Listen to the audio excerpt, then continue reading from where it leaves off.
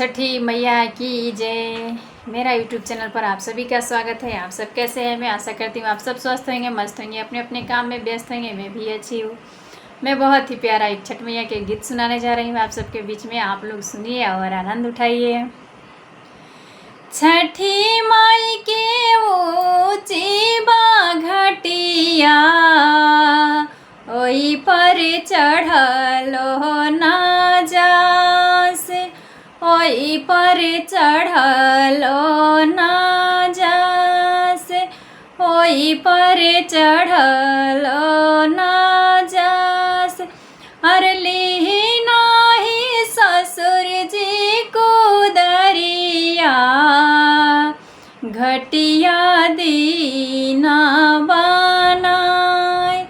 Early ना ससुर जी को दरिया, घटिया दीना हो बनाए, घटिया दीना बनाए।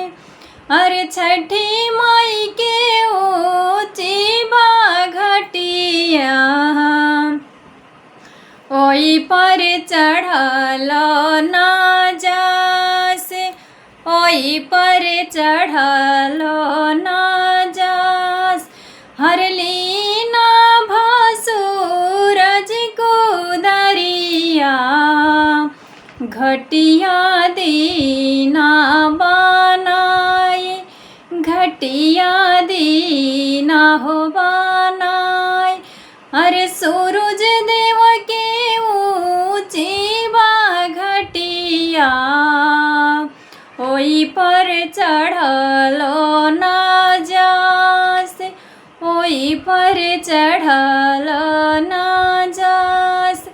अरे लीना देवरा जी को दरिया, घटिया दीना हो बनाए, घटिया दीना हो बनाए।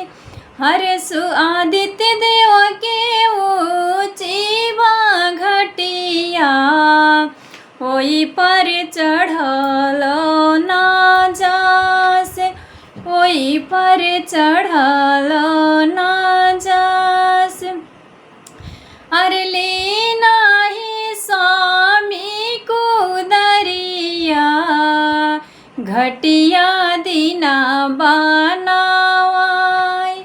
अरे लेना ही स्वामी जी को दरिया, घटिया दीना बनावाई, घटिया दीना हो बनाई, घटिया दीना हो बनाई।